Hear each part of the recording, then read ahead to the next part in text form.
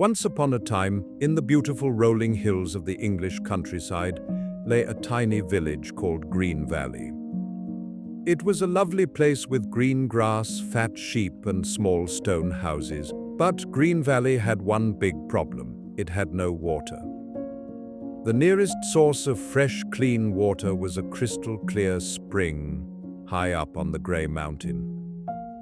Every morning before the sun rose, the villagers had to walk up the steep, rocky path to the spring.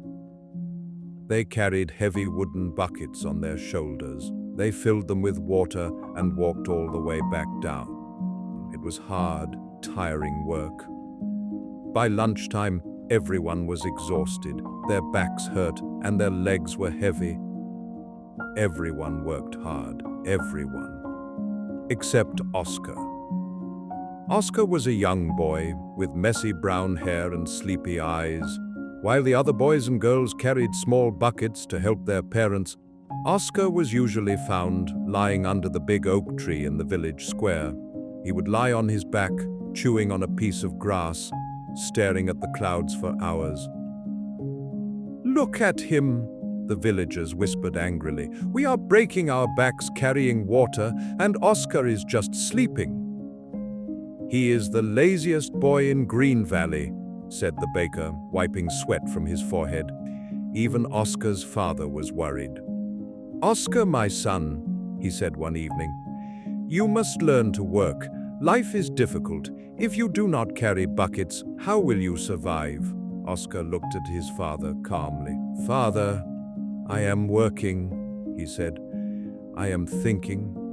Carrying buckets is boring and hard. I am thinking of a way to make the water come to us." His father sighed and shook his head. "Water does not walk, Oscar. Stop dreaming and pick up a bucket." Summer arrived, and it was hotter than ever. The sun burned in the sky. The walk to the grey mountain became harder. The villagers were tired and grumpy. But one day, Oscar disappeared. He was not under the oak tree. He was not in his bed. "Finally," thought the villagers, "maybe he has gone to the mountain to carry water like a good boy." But Oscar was not carrying water. For 3 days, nobody saw him. Some people thought he had run away because he was too lazy to work. On the 4th morning, a loud noise woke the village. Clack, clack, clack. The villagers came out of their houses. They looked towards the mountain. There was Oscar. He was holding a strange object. It looked like a long pipe made from hollow bamboo sticks and tree bark. He was connecting them together, piece by piece, coming down from the mountain. "What is he doing now?" asked the baker. "Playing with sticks while we work?" The villagers laughed. "Silly Oscar, is he building a snake?" Oscar ignored them. He looked tired. His clothes were dirty and his hands were cut and scratched. For the first time, the lazy boy looked like he had worked very hard. He continued to join the long pipes together. He used sticky mud and rope to keep them tight. The line of pipes went all the way from the high spring on the mountain, down the steep hill, and ended right in the middle of the village square, inside the big empty stone fountain. "Oscar!" shouted the mayor of the village. "Stop this nonsense! You are blocking the path." Oscar stood next to the fountain. He looked at the angry crowd. He did not shout back.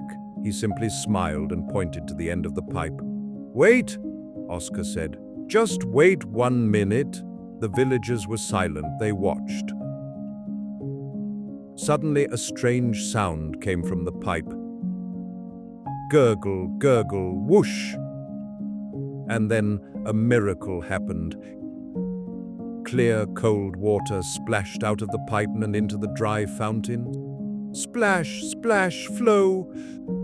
The water flowed continuously. It sparkled in the sunlight. The fountain began to fill up. The villagers gasped. They dropped their heavy buckets. "Water!" cried a little girl. "The water is coming to us!"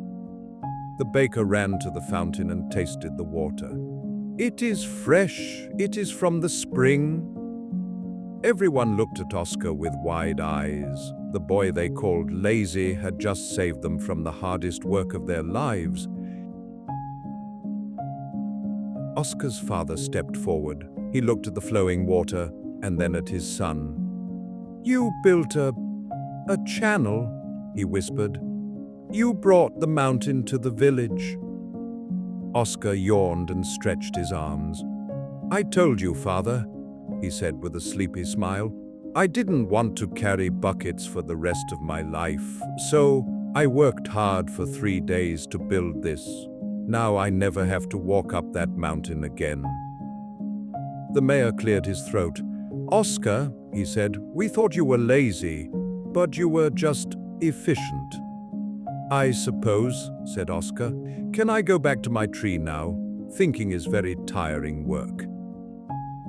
From that day on, nobody in Green Valley carried a bucket up the mountain. They had fresh water every day, thanks to Oscar's invention. And if you visit Green Valley today, you might see a statue in the square. It is not a statue of a soldier or a king.